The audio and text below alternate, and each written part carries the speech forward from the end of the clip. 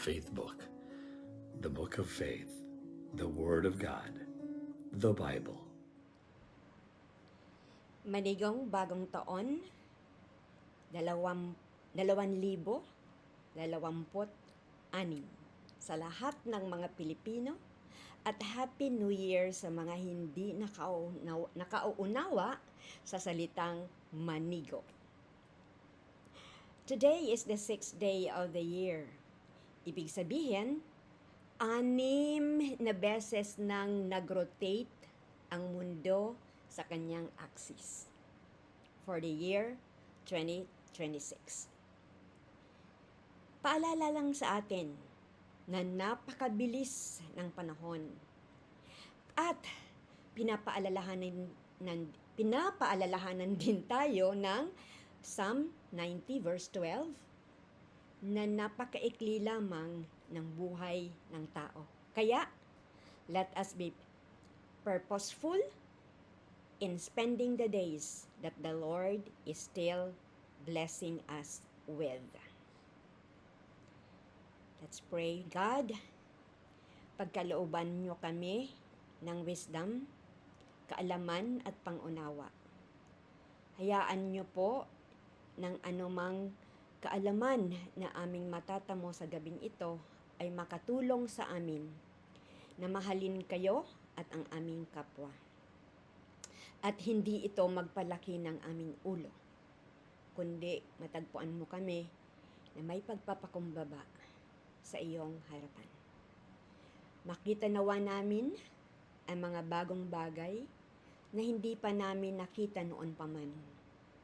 Ituwid mo po kami sa mga kasinungalingan na maaaring pinaniwalaan namin tungkol sa iyo at anumang bagay na nagkamali kami sa pangunawa.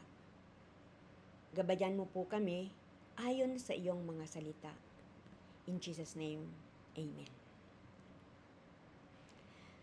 Ang talakayin natin sa gabing ito ng FBK ay matatagpuan sa Juan 15:1-3.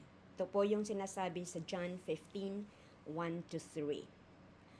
Ako ang tunay na ubas. Ako ang tunay na puno ng ubas. At ang aking ama ang tagapagalaga. 2. Ang bawat sanga sa akin na hindi nagbubunga ay inaalis niya. At ang bawat sanga na namumunga ay nililinis niya upang lalong magbunga. Verse 3, kayo'y malilinis na sa pamagitan ng salita na aking sinabi sa inyo. Pinamagatan ko po ang mensahe sa gabing ito na The Who. Hindi po ako magpapa-blind item. Hinaram ko po ito sa mga taga-showbiz na mahilig magmarites para tukuyin kung sino ang sino. Okay, ngayon kasi kikilalanin natin ang mga katauhan na ipinipresent sa atin ng John 15:1-3. Bago natin kilalanin yun, bago natin kilalanin ang mga katauhang ito, it is good for us to understand na sa una, may tinutukoy po na puno. Ang puno. So, ano po ba ang puno sa ating pakiwari? Naalala ko tuloy, habang ginagawa ko ang aking early morning walk dito, nakita ko po ang hardinero na nagpuprune ng mga halaman. Alam niyo naman yung ginaganyan, di ba? Nagpuprune siya ng mga halaman. So, pinulot ko po ang ilang sanga na ang nasa isip ko, itanim. Pero naisip ko din, maganda yata ito ilagay sa aking, parang gumagawa kasi ako noon ng Christmas subag. Pero gusto kong ilagay yung mga fresh na yung hindi artificial. But, marawa rin yun na kung ilalagay ko doon yung mga pinulot kong sanga sa swag na aking ginagawa, ano kaya ang mangyayari doon sa mga sangang iyon? Ano sa palagay nyo? Ano ang mangyayari sa sanga na pinutol mula sa puno? Ito po yung kinalabasan. Ito po, nilagay ko sa swag. Ito po ang kinalabasan ng sanga. Nanlulupaypay sa kaya nanlulupaypay siya. Hindi siya nag-blend doon sa iba na tuwid kasi mga artificial 'yon. 'Di ba? Siyempre ito, siya ay fresh. So ang mangyayari una ay manlulupaypay. Maya-maya, ito na po, nanunuyo na. Tuyot na siya. At dahil dito po, ang susunod ay wala nang buhay. Wala nang buhay. Kung itatanim ko po ito, kahit po ibabad ko sa tubig ng ilang buwan, wala, hindi ito po mabubuhay. So, ano ang tungkulin ng puno sa halaman? Alam po natin, kung babalikan po natin yung biology o kaya botany natin ng mga nakaraan ng ating mga kabataan, malalaman natin na ang puno ang pinagmumulan ng buhay. Ang sanga na hindi na nakakabit sa puno ay namamatay. Manunuyo, manlulupaypay, mamamatay. So yun po, ang puno kasi ang pinagmumulan ng buhay. At anumang sanga na hindi nakakapit sa puno, ganito po ang sasapitin. So pangalawa po, ang puno ay nagkakaloob ng sustansya sa bawat sanga.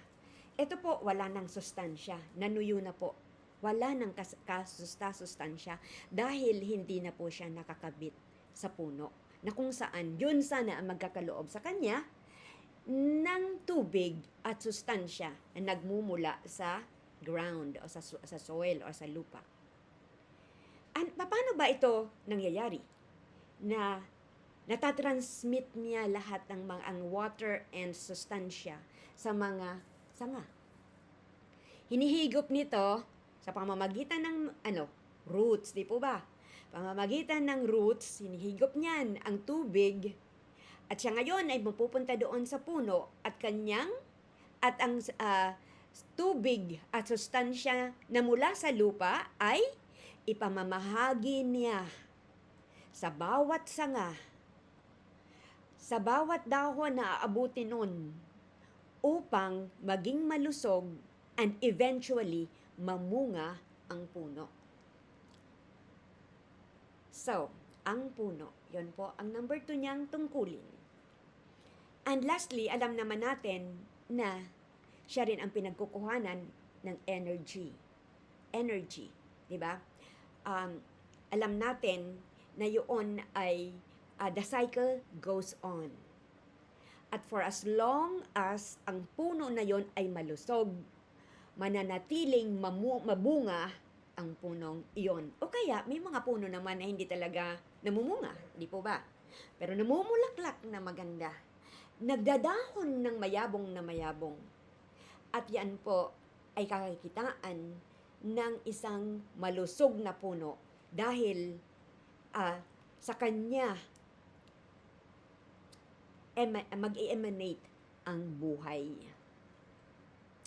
Okay, so yan ang puno. Tingnan naman natin ang sinabi sa verse 1 ng ating binasa. Sabi po sa verse 1, "Ako ang tunay na puno ng ubas, at ang aking ama ang tagapangalaga." Sino po nagsasalita dito? Sino ito nagsasabi na ako ang tunay na puno ng ubas? So, syempre, alam ko po, nahulaan nyo na yan, na ito pong ako na ito ay si Jesucristo. Siya lang po ang may karapatan na magsabi na siya that He, God, or Jesus, is the true vine. Siya ang tunay na puno ng ubas. So, ang unang daho ay si Jesus Christ. So, ako ang tunay na puno. Si Jesus ang nagsasalita at nagpakilalang siya ang tunay na puno. Ano ang implikasyon po nito? Basing doon sa pagkakakilala natin kung ano ano ang puno. So, kikita natin na ang pinatutungkulan dito, implikasyon nito ay na si Jesus ang totoong pinagmumulan or source, pinagmumulan ng buhay. Hindi siya sanga. Yeah? Hindi siya sanga. Siya ang tunay na puno, pinagmumulan ng buhay. So, kung merong tunay na puno, meron bang peking puno?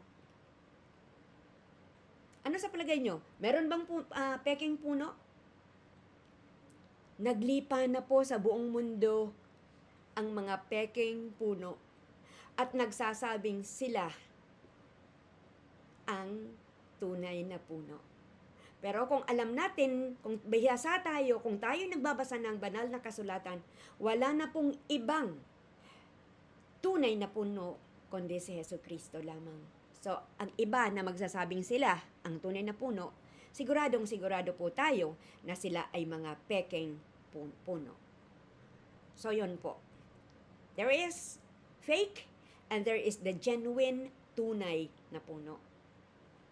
So, that is the who? Jesus Christ, the true vine.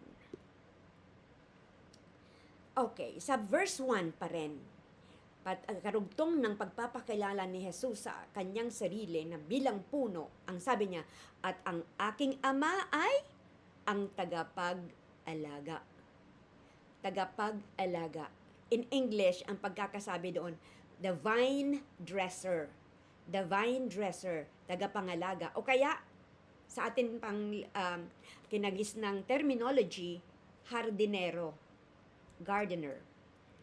The vine dresser, who is God the Father, ay siyang tagapangalaga, isang hardinero. Ano bang sa simpleng buhay natin, sa mga simpleng buhay natin, ano ba ang pagkakaintindi natin ng vine dresser? Siyempre, tao yan. Tao na nangangalaga sa tanim para mamunga ng masagana. Ang tanim po kasi ay kailangang alagaan. Very bad po ako ngayon sa pangangalaga ng tanim. Kasi frustrate ako dahil ang dami kong itinanim dito na hindi po nabuhay. Bad vine dresser. Anyway, so, layunin po ng vine dresser o hardinero o tagapangalaga ng tanim na mamunga, na alagain. Ang kanyang layunin ay arugain ang halaman upang ang bawat sanga ay mamunga ng masagana. Yun po ang kanyang layunin. Wala na po siyang ibang iniisip. Kaya kung nakikita niyang sakitin ang kanyang tanim, mag-a-analyze yan, mag-iisip yan ng paraan. Paano ko ba matutulungan ang puno para paano ko matutulungan na mabuhay at maging mabunga ang puno? Tungkulin po yon ng vine dresser. At sa ngayon po, ang the who natin for the vine dresser is God the Father as introduced by Jesus Christ Himself. So, kanina tinignan natin ano ang tungkulin ng puno. Tingnan naman natin, ano ba ang tungkulin ng vine dresser, ng hardinero o tagapangalaga ng halaman? Ang number 1 ay pinuputol ang mga sanga na hindi namumunga. We read it in verse 2, which says, ang bawat sanga sa akin na hindi namumunga ay inaalis, pinuputol. Ang English translation nito na alam natin ay ang salitang prune. The vine dresser prunes. Pinuputol ang mga sanga na hindi namumunga. Pagpuputol. pagtatanggal, pag-aalis. Yan po ang synonym ng pruning sa Tagalog. Ano pang pinuputol? Puputulin ang parte ng sangang may sakit upang hindi na makahawa sa mga malulusog na sanga. Ngayon po, kahit po sa internet, sa may mga apps po kasi, di ba, na magtutulong kung paano mo ma-figure out na ang tanim mo ay may sakit at ano bang sakit niyan, ano ang kulang niyan, ano ang dapat mong ilagay para maging malusog ang iyong tanim. So, ang Ama, being the vine dresser, marami po siyang ginagawa para matulungan na malumago ang halaman. So, pinuputol ang parte ng sangang may sakit. Kasi, kahit na po sa mga tao, di po ba pag may sakit, kaya nga tayo noon nagkaroon ng quarantine, natatandaan nyo yung COVID time noon, kina-quarantine, isinasa isang tabi, para hindi kumalat ang virus sa ibang mga malulusog na tao. In the same way po sa halaman, pinuputol ang sanga na may sakit upang hindi na makahawa sa mga malulusog na sanga. So that's the reason. Okay? So that's the number one thing. Pangalawa po, pag-alis ng sangang may peste. So yung may sakit, pero iba po kasi yung pinipeste, di po ba? Yung peste, ibig sabihin may may insekto, may mga kung ano-anong nagmumula sa environment na nagpapatuyot sa halaman. Kailangan tanggalin ang sangang yon na pinipeste. Naalala ko po, kadalasan di pa yun, minsan may aphids, alam niyo po ba yun, yung mga maliliit na mapuputi na nakakapit sa dahon.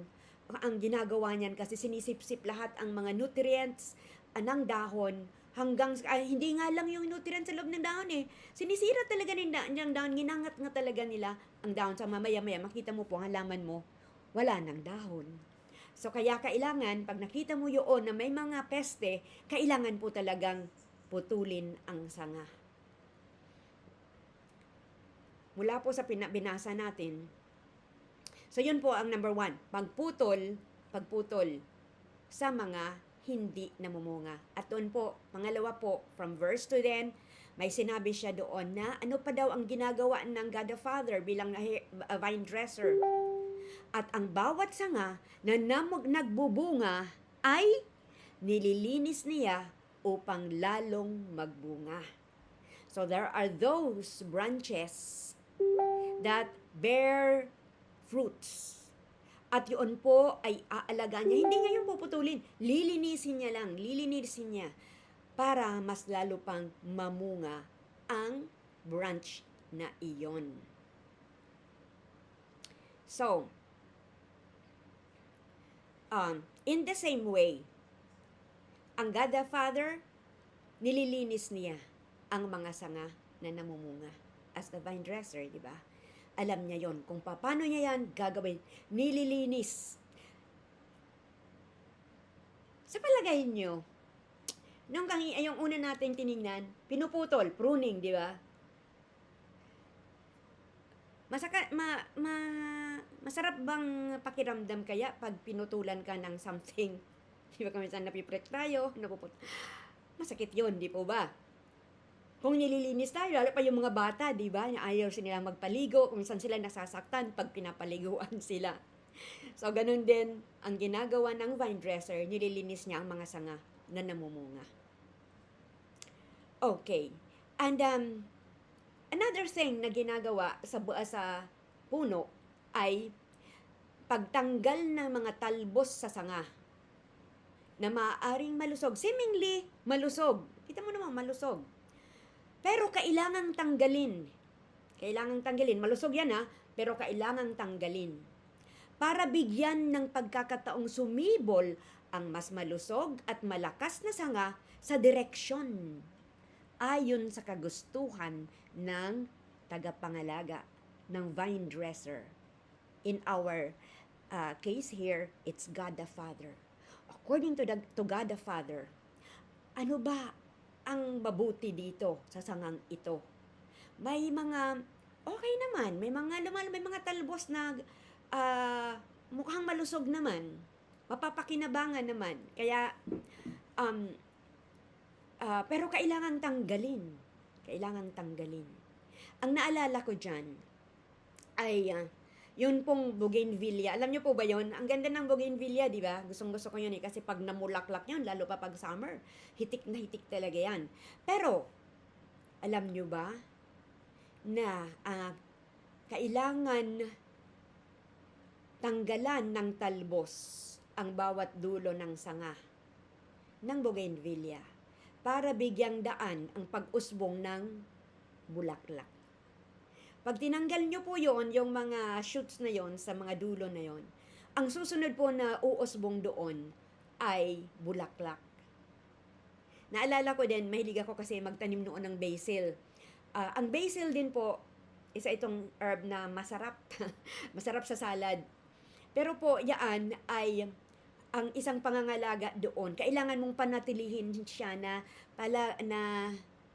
mababa na herb talaga. Hindi mo siya hayaang tumangkad na magiging ang bark niya ay magiging hard. Kaya kailangan yung stem niya ay laging fleshy. So pag kasi fleshy, ibig sabihin magdadahon pa siya ng magdadahon. Pero alam mo ba, maya-maya may lalabas naman doong bulaklak sa mga dulo ng mga sanga. Pero once po na lumabas ang bulaklak, kailangan mo pong tanggalin yung bulaklak na yon. Kasi po yung bulaklak, nagpapahiwatig po yan na tumatanda na po ang halaman. Pero po pag pinutol mo yan, bago siya nakapamulaklak, ibig sabihin mananatili siyang young o fleshy herb ang category niya. And then, patuloy siyang magdadahon, mananariwa, at magiging maganda ang mga dahon na uusbong doon.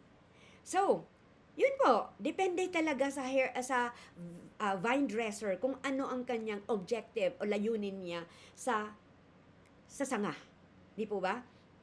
So, in the same way, our God the Father does it to us. Di po ba? Ano po kaya yung mga malulusog na mga usbong na nakikita ng Lord sa atin? Maaaring, ano na siya, tawag dito, masipag siya. Pero, sa kasipagan, saan kaya tayo masipag? Masipag sa, yung mga kabataan, pag-aaral, masipag sa pag-aaral, good. That's good. Really good. Continue doing it. Pero po kung nakikita po ng God the Father na yung pag-aaral natin ay umiiba na tayo ng direksyon.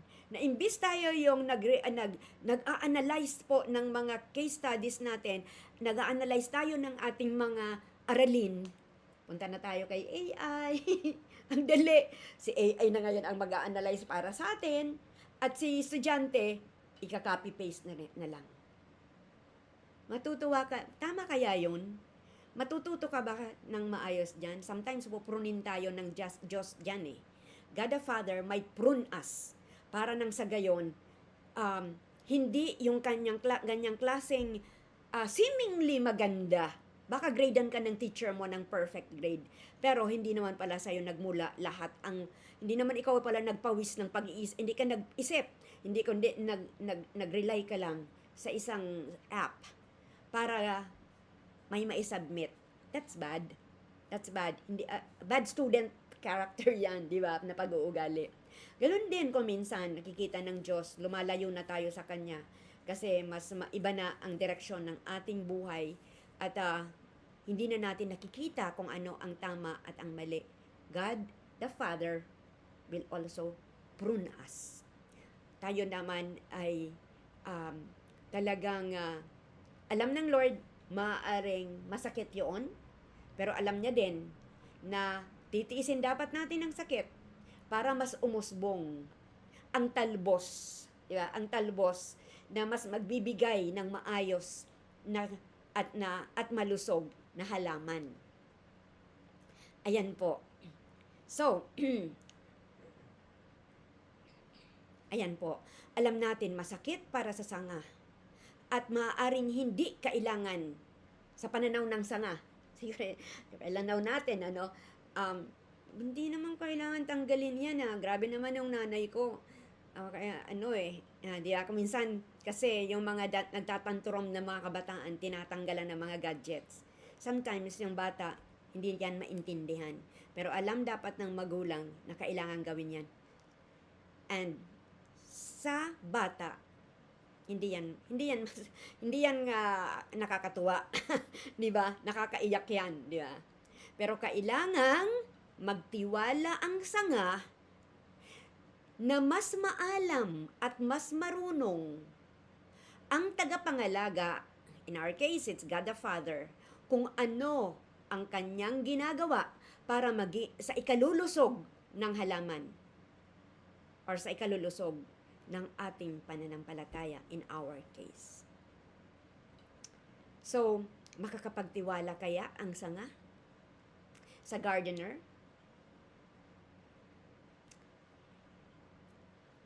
Next point is, magpasalamat sa tagapangalaga.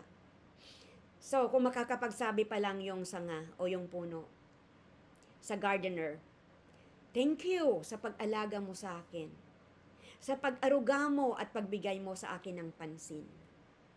Paano ba inaalagaan ng vine dresser o ng hardinero ang puno? Nililinis ang sanga according to verse 2. Nililinis ang mga sanga para mamunga. Ano pa in our practical sense na as we understand and as we experience? Paano ba mag-alaga ang vine dresser? Siyempre, halaman yan, di ba? Dinidiligan ang halaman upang masipsip ang tubig mula sa lupa at mas kasama roon ang sustansya na ipamamahagi niya sa iba't ibang sanga ng puno. Di po ba? Lalong-lalo na kung nanunuyo na, didiligan yan. Paano ba tayo dinidiligan ng vine dresser natin na God the Father? Ano pa? So, dinidiligan, nililinis, nilalagyan ng pataba pag nakikita niya na mukhang payat na, naninilaw na ang mga dahon. Wala nang buhay-buhay ang halaman. Minsan maglalagay dyan ng N20, may mga ganyan, di ba? Na nabibili ng mga pataba. At lalagay sa lupa para masipsip ng ugat ng puno na ipapamahagi sa iba't ibang sanga. Ganyan po mag-aruga ang isang hardinero. Hinahawanan ang paligid kasi po ang mga damo ay kakumpetensya po sa pataba. Kaminsan, 'di ba, sa ating buhay Kristiyano, ang daming mga damo. Kasi po tayo na ngayon ay nakatanim sa mundo wherever we are. For the students there, you have your teachers, you have your fellow students, classmates, and friends, peers, ganyan. At hindi naman sila lahat masasama. Pero ang gusto ng Panginoon na imbes tayo ang ma-influensyahan, dapat tayo ang maka-influensya sa ating kapaligiran. Kaya kailangang hahawanan ang paligid. At nang sa gayon, walang kakumpetensya sa pataba o sa sustansya na nakukuha ng puno. Ayan po. So, ang isang bagay na ikababahala ng sanga ay kung hindi siya napapansin, na kahit nanunuyo na siya, hindi siya pansin ng vine dresser. Kasi busy siguro yung vine dresser. O kaya, hindi siya, nakakalagtaan siyang i-prune. Kakabahala yon para sa sanga. Diba? Kaya kung tutuusin, Hindi pa pwedeng sabihin ng sanga na, buti na lang, hindi nakita ng vine dresser na namumutla na ako at wala na akong naiinom dito. Hindi gaganyan ang sanga, di po ba? At malulungkot siguro siya kung ang lahat na ng mga sanga na prune pero siya hindi. Ibig sabihin, ano sa palagay mo ang implikasyon diyan na ang sanga na yon ay nakakaligtaan na ma-prune o madiligan? O ang prune, okay, yung ano na yon, no? Hindi siya napuprune. Siguro iniisip niya, maaring sabihin ang naiisip siguro ng vine dresser dyan is, ay hindi, yung mga banda doon, ano yun malulusog pa sila ng mga sanga. Okay, so parang, ay perfect sila. Perfect pa sila. Without knowing na kung ano-ano na pala ang ginagawa nila. Nagkukunwari na pala yung mga sanga na para silang mga, malulusog. But in reality, patago o pasikreto sila na kung ano-ano ang kinakain, ano-ano ang mga iniisip, ano-ano ang mga pinapanood na nag-i-influensya siya sa kanila na maging payat at sakiting sanga. Or kaya, maaring ang vine dresser, iniisip niya na, okay, kasunod, yung sanga na yan, okay, nakita ko na yan nung isang araw pa, kailangan ko na yung putulin, dapat tanggalin na yan Dahil hindi naman na talaga yan namumunga. Tagal na yan hindi namumunga. Na-remember nyo yung parable ni Jesus? Nakita niya yung fig tree na hindi namunga? He cursed the fig tree. Hindi ka na mamumunga kahit kailanman. The following day, nang nakita ng mga disciples, ay, nanuyo ng bigla yung fig tree na yon. Mga matalinghaga na mga aralin ang itinuturo ni Jesus. Even dito sa atin, very metaphorical, pero marami tayo pong maaaral mula sa mga figurative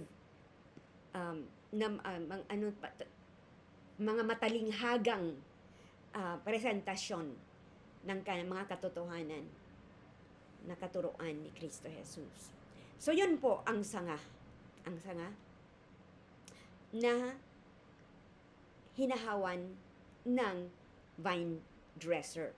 So, ang atin pong vine dresser, pagkatiwalaan po natin, dahil ang vine dresser po natin yan, na God the Father, He knows better than us. He knows perfectly well. Kahit pa tayo, maraming bagay ang hindi natin alam tungkol sa sarili natin, but God the Father knows us best. Pagtiwalaan natin ang God the Father, lalong-lalo na kung dumaranas tayo ng sari-saring bagay-bagay sa mundo na mga hindi natin masyadong nagugustuhan, pero hinahayaan ng God the Father na daanan natin lahat yan because He has a purpose in our life. At ang kanyang purpose sa buhay natin ay para tayo ay mamunga at ang makita ay the fruit of the Holy Spirit. Okay po. So, yun po ang vine dresser. The who? The vine dresser is God the Father.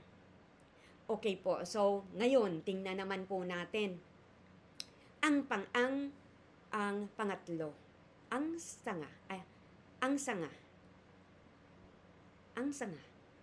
So, verse 2. At saka actually, dito sa verse 5, doon niya po talaga pinakilala. Sino ba talaga itong mga sanga na to? Okay? Tingnan muna natin ang sinabi niya. Verse 2, ang bawat sanga sa akin na hindi nagbubunga, anong ginagawa? Inaalis. At ang mga sanga na nagbubunga ay nililinis. So, nakakabit daw sa puno ang sanga. Sino yung mga sanga na yun? Alamin natin kung sino ang mga sanga. Pero tingnan muna natin, ano ba ang tungkulin ng sanga? So, base sa po sa ating talata, ang sabi, ang tungkulin ng sanga ang mamunga. Mamunga sana ng saganang-sagana. Tungkulin din ng sanga upang mamunga ng sagana ay umasa o manatili sa puno, tungkulin niya ng sanga. Kumapit ka sa puno. 'Di ba? Nakakita na ba kayo ng sanga na parang natapyas na, pero nagpupumilit talaga siyang mabuhay, naka-connect pa rin siya sa puno. At makikita mo kahit na konti na lang ang nakakabit sa kanya, pero po ang branch na 'yon, ang mga dahon noon ay sariwa at namumunga. May mga ganyan po eh. So, kasi po ang sanga na 'yon ay konektado pa rin sa puno. Okay. So, tungkulin ng sanga na mamunga, tungkulin ng sanga na umasa o manatili sa puno. Kumapit, manatili sa puno. Yun po ang tungkulin ng sanga. O ngayon, sino ba ang mga sanga? Sabi doon actually, nakita natin yon sa verse 5. Kayo, sabi doon, mga kausap ni Jesus, ang tao. Pero hindi natin, it's actually beyond this. So, kayo. Sino itong kayo na ina-address ni Jesus na mga sanga? So, syempre, ito yung mga kausap ni Jesus. Mga tao na nabibighani kay Jesus. Yung mga tao na sumusunod sa Kanya kahit saan pumunta si Jesus. Sunod sila ng sunod. Hahanapin nila si Jesus. Sunod pa rin sila ng sunod. Sila po, yung tinuturing na, yung ina-address ni Jesus na kayo. Kayo, mga sanga. Okay? So, Kristiyano ba sila? May dalawa pong diyang kasagutan. Ayon doon sa verses natin ngayong gabi. Ang number 1 na kasagutan, makikita natin sa verse 2, syempre. Ang unang kasagutan ay, hindi. Hindi sila mga Kristiyano. Maaaring hindi sila mga Kristiyano. Bakit? Kasi hindi sila namumunga. So kung sila ay hindi namumunga, anong gagawin ng hardener, ng hardinero? Anong gagawin? Dahil hindi sila mumunga, inaalis sila sa puno. Inaalis sila sa puno na si Jesucristo. Aalisin sila ng hardinero, who is God the Father. According to verse 2, di po ba? So kung tinanggal sila, dahil marami silang peste, dahil marami silang sakit, para hindi sila makahawa doon sa mga malulusog na mga sanga, sila ay puputulin. So, alam natin ang isang halimbawa dito. Sino ang sanga na tinanggal ng Ama kay Jesus? Siya ay isang tagasunod ni Kristo. Sunod ng sunod. Pero, hindi siya makalinya, hindi siya maka-align. Palagi siyang taliwas kay Kristo. Siya yung palaging kini-question ang mga pronouncement ni Jesus. Siya yung palaging sasabihin na parang nagmamarunong na dapat Jesus sundin, magaling ako sa negosyo dapat talaga matagal na tayo sanang yumaman para sana sa mga proyekto natin masusustentuhan ang ministry natin. Kung susundin mo yung mga plano ko, magaling ako sa business. Di po ba? Naalala ko kasi yung eksena doon sa The Chosen. Yun ang tawag dito, ang narrative ni Judas Iscariot. At dahil doon, eventually, pakunti-kunti, hindi naman, kasi sa totoo lang, di ba, si Iscariot, si Judas, maayos ang kanyang hangarin sa umpisa. Of course, nag-umpisa siya sa desire to know, kasi na-attract siya kay Jesus. Gusto niyang maging kaparte ng gawaing yun. Pero may at the back of his mind, marami siyang mga hidden na mga motives kay Jesus. Iniisip niya na kung siya ay magpapatuloy doon, ibibless siya ni Jesus, maraming kwarta, pagpapalain siya. You know, sometimes we do that in the ministry, di po ba? Nakakalungkot, We have to warn ourselves. Actually, kanina, nang nakita ko dito yung picture ni Judas, I asked myself, Lord, ingatan mo po yung puso ko na hindi ako maging taksil sa iyo, na hindi ako magpapatuloy sa gawain mo dahil may nakikita ako na maaaring mabless mo ako ng kayamanan o whatever dahil sa ministeryong ito. Hidden motives. Lord, spare us. Lord, spare us from the evil desires na seemingly okay lang. Di po ba? Then Judas, pakunti-kunti, palayo siya, a degree, after a degree, hanggang maya-maya, ang layo niya na pala, ilang degree lang ang feeling niya, kala niya nandiyan pa siya kay Jesus, but kaya one day, nakita niya na lang, siya ang nagbigay ng halik kay Jesus. Halik ng pagtataksil. Kaya anong ginawa ng God the Father? Tinapya siya. So, siya ay tinanggal ng Ama kay Jesus. Ayaw natin yan. Gusto mo? Di po ba nakakalungkot? Huwag sana tayong matrap from that bait. Lalong-lalo na pagka inisip na, lalo pa pagka palagi nating naririnig na, uy, Kristiyano ka na, maraming pagpapalain ka, abundant life, and then, ang nasa isip natin, ang nasa isip natin ng abundant life ay kaperahan. Sana iligtas nawa tayo ng Panginoon sa ganyang bitag. So, yun po. Ang tinutukoy ni Jesus dito na mga sanga, posibleng hindi siya tunay na Kristiyano. Hindi siya tunay na lingkod. But number 2, oo, maaring Kristiyano sila. Kung sila ay nakakabit sa puno na si Jesucristo, at sila ay namumunga, anong gagawin ng vine dresser? Lilinisin sila. Lilinisin sila para mas lalo pang namumunga. Kaya pag makita mo ang tao na yon na mabungang mabunga, ibig sabihin, patuloy siyang nililinis at siya mismo ay nagpapalinis sa God the Father who is the vine dresser. So,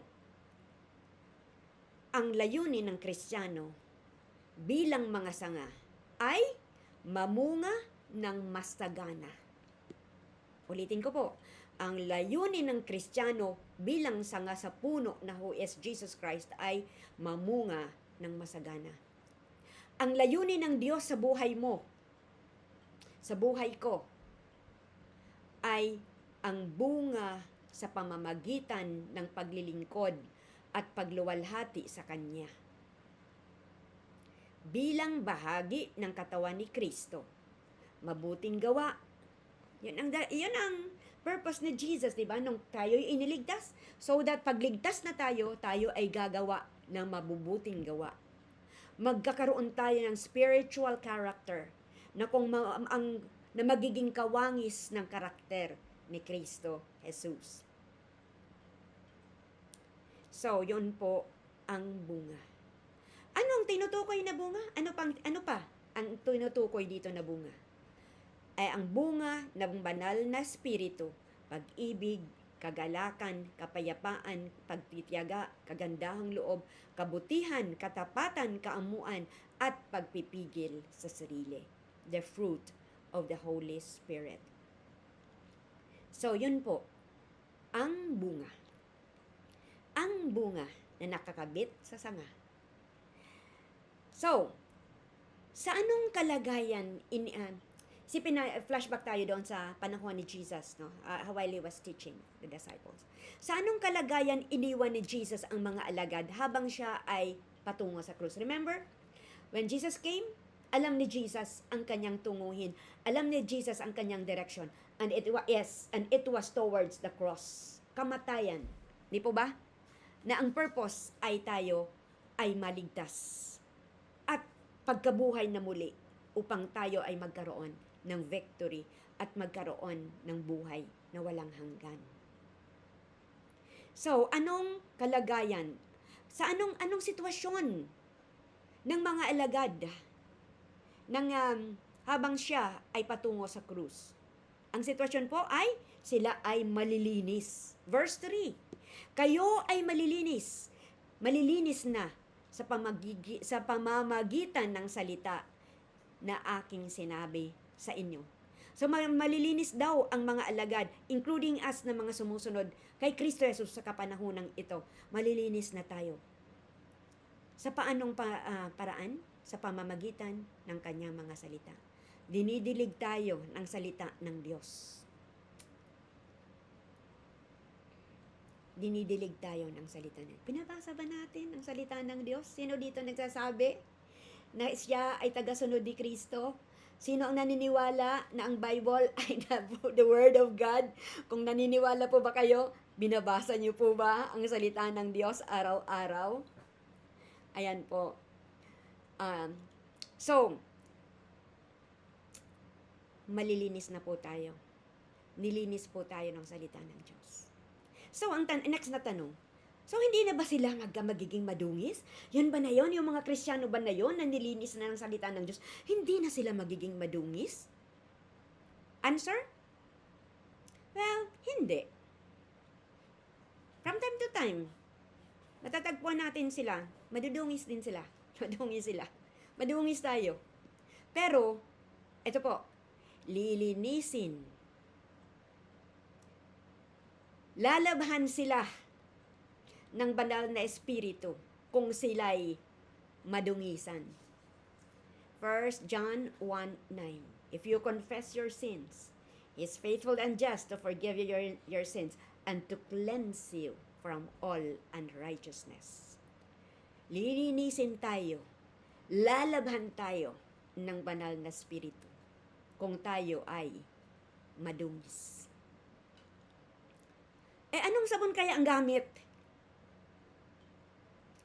Lalaban ba tayo sa Tide, Breeze o kaya Ariel? Ano paborito nyo? Ang sabon po na gamit ay ang salita ng Diyos. Verse 3, kayo'y malilinis na sa pamamagitan ng salita na aking sinabi sa inyo. Para manatiling malinis, anong dapat gawin ng Kristiyano? No, answer. You know?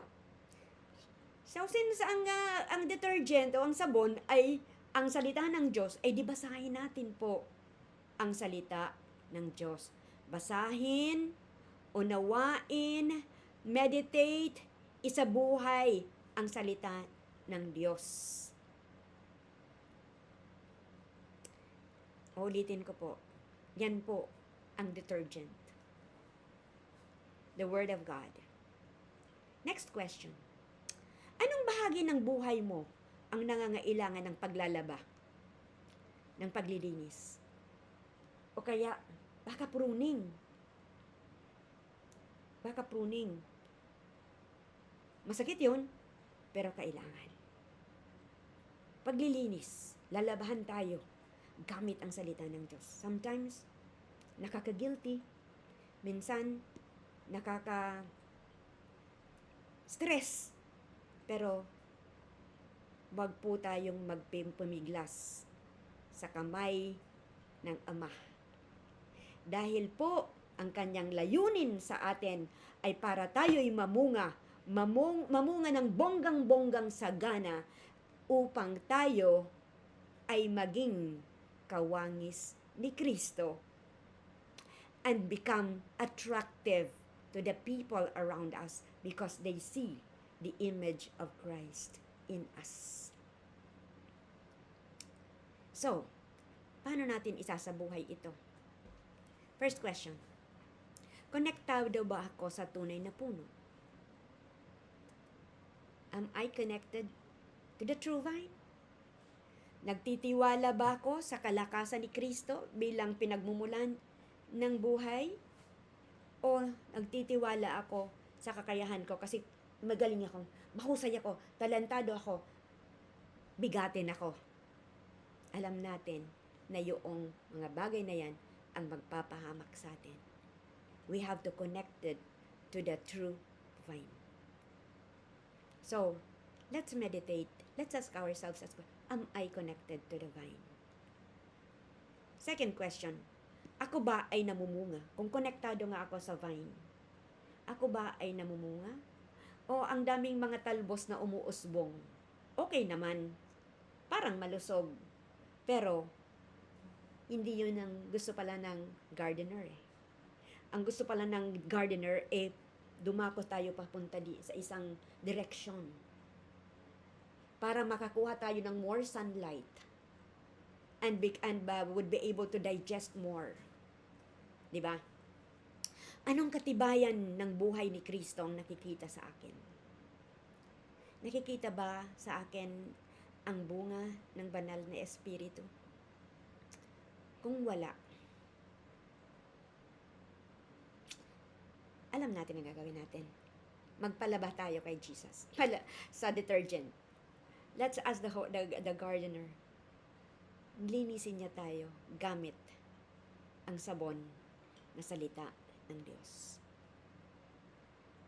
Nilalabanan ko ba ang pruning ng Ama? Masakit. Pero, bukas ba ako sa salita ng Diyos at disiplina upang matanggal ang mga sagabal na pumipigil sa aking pamumunga? Kahit na masakit ito at hindi komportable sa aking pandama, hindi ako magpupumiglas. Hayaan ko siya na gabayan ako, pigilin ako, putulan ako, linisin ako. Ano ang kailangang tanggalin sa buhay ko? Mga habits kaya na kinasanayan na, pero hindi naman nakatulong sa aking pananatili kay Kristo. At nakikita kong, lalong-lalo na, kung hindi na ako spontaneous kong manalangin, kung hindi na ako spontaneous ang paghanap ko sa presensya ng Holy Spirit, ibig sabihin, may kailangang tanggalin sa buhay ko. Continue pruning us, O Lord, until you see us in your image, or until you see your image in us. In Jesus' name, amen.